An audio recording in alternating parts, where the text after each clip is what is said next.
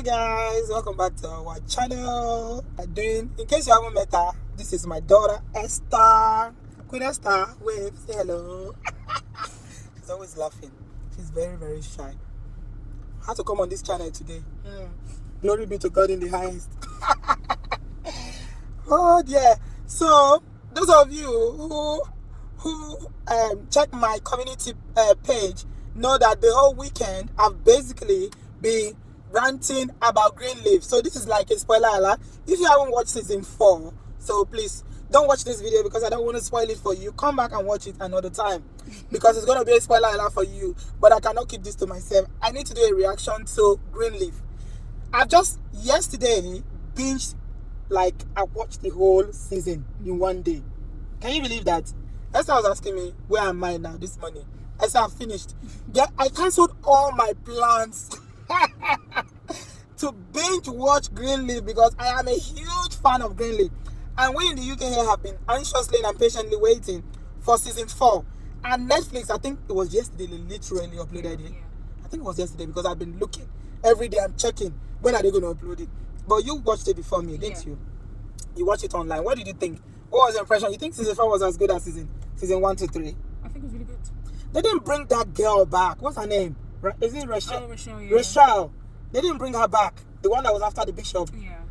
They killed a lot of characters. Yeah, that's true. I forgot about her. Yeah, they killed a lot of characters. All the other, Rachel, Bessie, all the family, they killed all of them all. And then Grace's boyfriend as well. Oh, yeah. Did they break up in the end of season? He was a journalist. Did they break up? I do feel like they broke up. I don't think they broke up. I think they did. They didn't give Grace a boyfriend. I like Grace's boyfriend. They always have very steaming, love scenes. Even though she's a pastor. You've seen that kind of pastor before. My dear, for those of you who don't watch Greenleaf, I don't know.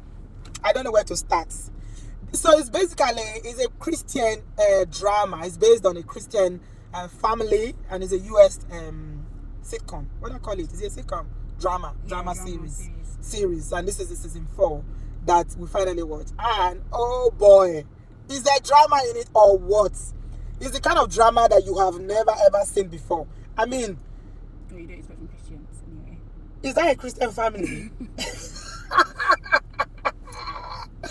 Is that really a Christian family? Somebody was saying that this is what it is basically in real life. This is what people who are Christians or some Christian families are actually like this. But I think the reason why we are Christianizing them are really, really challenging some of their lifestyles because they are meant to be pastors. Like, he's a bishop and they have this massive church,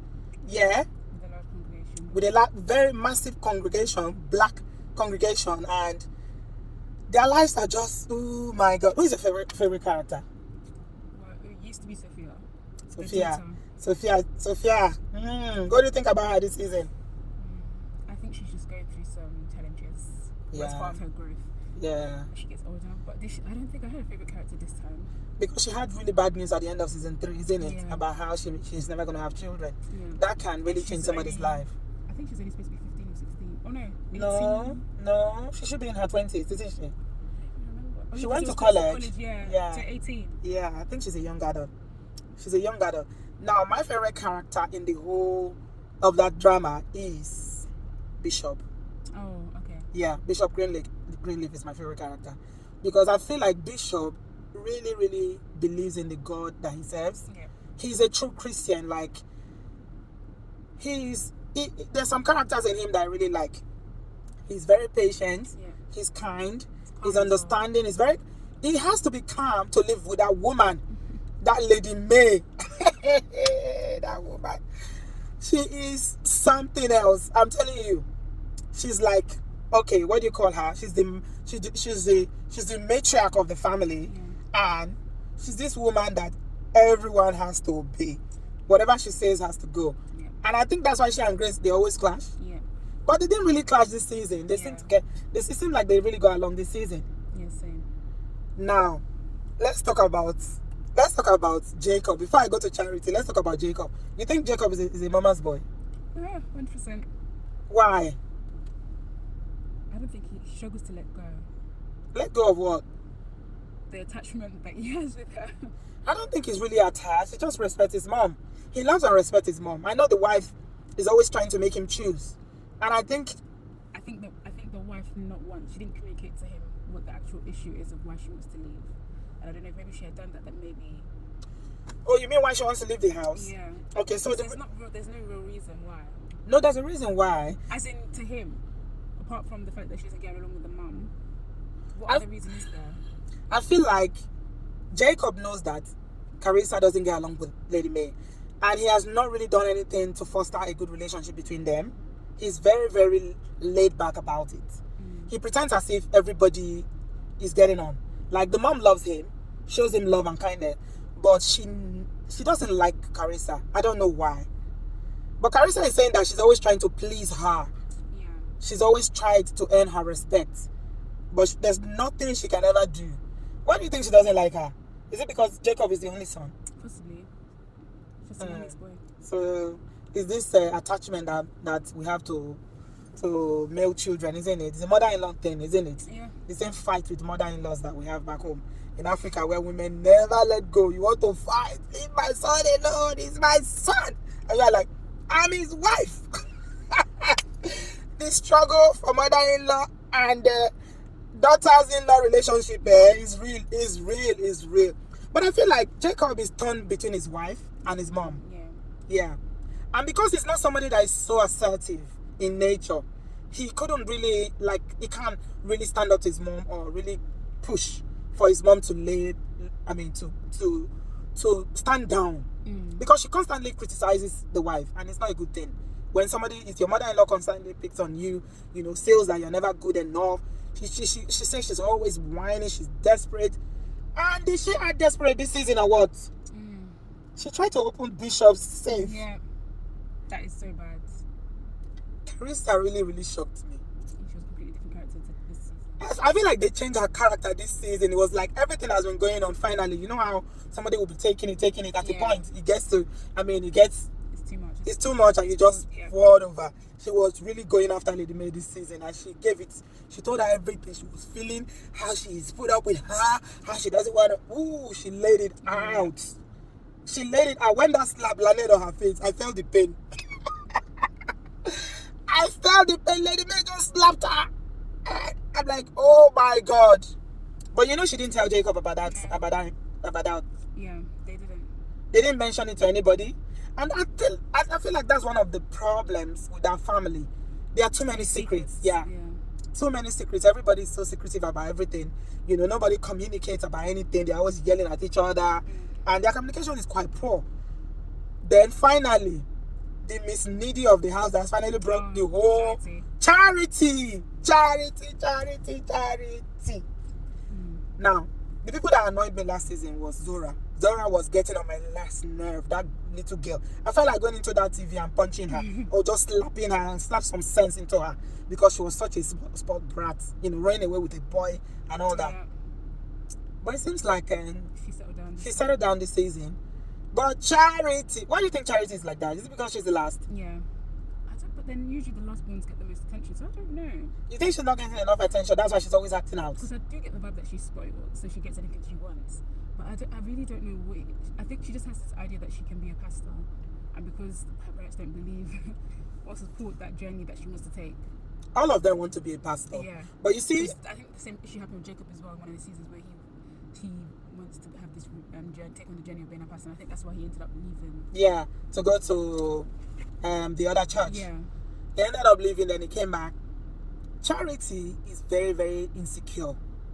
And I think part of her insecurity comes from her marriage, her first marriage, when the guy turned out to be gay and then ended up, going out with Grace's stepbrother. Yeah.